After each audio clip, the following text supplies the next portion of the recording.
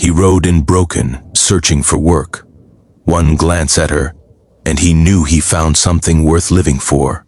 Subscribe to Wild Sky Stories. Turn on the bell icon so you can do not miss any new video. The dust settled around his worn boots as Caleb Morrison dismounted from his tired mare.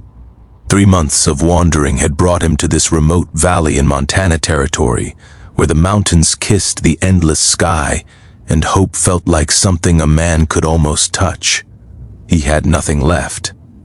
No family waiting for him back in Texas, no sweetheart praying for his return.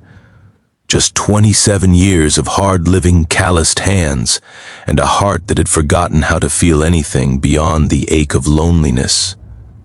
The Morrison Ranch stood before him, though the sign now read Thornton Farm in faded letters.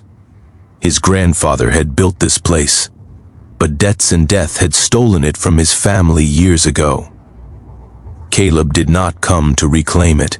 He came because he needed honest work, and word traveled fast among ranchers that Jacob Thornton needed help before the harsh winter arrived. He walked toward the main house, removing his weathered hat and running fingers through his dark hair. The afternoon sun painted everything in shades of gold, and somewhere nearby, a woman was singing. Her voice stopped him cold. It was not the melody that captured him, though it was beautiful enough to make the birds quiet themselves to listen. It was something deeper, something that reached into the hollow places inside his chest and filled them with unexpected warmth. He followed the sound around the side of the farmhouse, past the vegetable garden and toward the barn.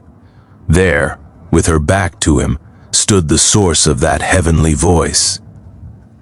She was hanging laundry on a line stretched between 2 posts, her honey-colored hair cascading down her back in waves that caught the sunlight. Her simple blue dress moved gently in the breeze, and her hands worked with practiced grace as she pinned each piece of clothing. Caleb forgot to breathe. She must have sensed his presence because she turned, and when their eyes met, he felt something shift inside him. Something permanent, something terrifying. Her eyes were the color of spring grass after rain, bright and alive with curiosity rather than fear. She had a face that belonged in paintings, with soft features and lips that curved into a cautious smile. "Can I help you, stranger?" she asked, her voice even lovelier when speaking than when singing. Caleb opened his mouth, but words had abandoned him. He stood there like a fool, hat in hand, staring at this woman who had somehow reached inside his chest and restarted his heart. "I came looking for work," he finally managed. "They told me in town that Jacob Thornton needs hands before winter." Recognition flickered in her eyes. "My father does need help. Most men are too afraid of hard work to apply." She tilted her head, studying him. "You look like you might know something about hard work." "Yes, ma'am. It is all I have ever known." She smiled then, really smiled, and Caleb felt his knees weaken. "My name is Clara Thornton. My father is in the north pasture checking the fence line. He should return before supper. Caleb Morrison, ma'am." Her smile faltered slightly. "Morrison? Like the family who used to own this land?" He nodded slowly. "My grandfather built this place, but that was long ago, and I hold no claim to it now. I am only looking for honest work and fair wages." Clara studied him for a long moment, something unreadable passing through those beautiful eyes. "Wait here, Mr. Morrison. I will bring you water and something to eat while you wait for my father." As she walked toward the house, Caleb watched her go, his heart pounding against his ribs like a wild horse fighting its corral. What would you like Caleb to do while waiting? Option A, explore the property, remembering his childhood here. Option B, start working on visible repairs to show his worth. Option C, wait patiently and reflect on his feelings. Choose your path, dear reader, and the story will continue. Let us say Caleb chose to begin working, unable to sit idle when there was so much needing attention. He noticed the barn door hanging crooked on its hinges, a simple fix that would take only his pocket knife and some determination. By the time Clara returned with bread, cheese, and cool water, he had the door swinging smooth and true. She stopped, watching him with an expression that made his face warm. "You did not have to do that. I cannot stand idle when there is work to be done, Miss Thornton. It is not in my nature." She set the tray down on an old wooden barrel and stood beside him, close enough that he could smell lavender in her hair. "You are different from the men who usually pass through looking for work." "Different how?" "They look at this farm and see labor they resent. You look at it like—" She paused, searching for words. "Like it matters to you." "It does," he admitted quietly. "More than I expected." Their eyes met again, and this time neither looked away. Something passed between them, silent and significant, a recognition of kindred spirits finding each other in the vast loneliness of the frontier. The sound of approaching hooves broke the spell. Jacob Thornton rode in on a sturdy gray gelding, his weathered face serious beneath his wide-brimmed hat. He was a man in his 50s, strong despite the silver in his hair, with eyes that missed nothing. "Clara, who is this?" His voice carried the protective edge of a father who knew the dangers young women faced in these wild lands. "Father, this is Caleb Morrison. He came seeking work." Jacob's expression hardened at the name. He dismounted and walked toward Caleb with purpose. "Morrison, your grandfather was a good man. Your father was not." Caleb met his gaze steadily. "I am not my father, sir. I carry his name but not his failures or his vices. I came here because I need work, and I heard you need help. Nothing more." Jacob studied him for a long moment, and Caleb felt the weight of judgment in that stare. Finally, the older man nodded toward the barn door. "Did you fix that?" "Yes, sir. It was hanging wrong. Been meaning to get to it for weeks." Jacob's expression softened slightly. "Can you handle cattle, mend fences, work from sunrise to well past dark without complaint?" "Yes, sir. All of that and more. Room and board plus fair wages. We eat together as a family. You will treat my daughter with complete respect, or I will put you in the ground myself." "Understood?" "Understood, sir." Jacob extended his hand and Caleb shook it firmly. "Welcome to Thornton Farm, Mr. Morrison. Do not make me regret this." The days that followed were filled with honest labor and unexpected joy. Caleb threw himself into the work, repairing what was broken, building what was needed, and proving himself worthy of Jacob's trust. But every evening at supper, every moment of rest, his eyes found Clara, and hers found him. They spoke of small things at first, the weather, the crops, the animals, but slowly, carefully, their conversations grew deeper. Clara shared her dreams of traveling to see the ocean someday, of reading every book ever written, of finding a love as true as what her parents had shared before her mother passed. Caleb found himself sharing things he had never told anyone, the loneliness of his wandering years, the shame of his father's legacy, the secret hope that maybe, somewhere, there was a place where he could finally belong. One evening, 3 weeks after his arrival, Clara found him sitting on the fence watching the sunset paint the mountains in shades of fire and gold. "May I join you?" she asked. He helped her climb up beside him, and for a while they simply watched the day surrender to night together. "Caleb," she said softly, "why do you look at me the way you do?" His heart hammered. "How do I look at you?" "Like I am the first beautiful thing you have ever seen. Like I am water and you have been dying of thirst." He turned to face her, knowing that what he said next would change everything. "Because that is exactly what you are to me, Clara. I came here looking for work, for a way to survive another winter.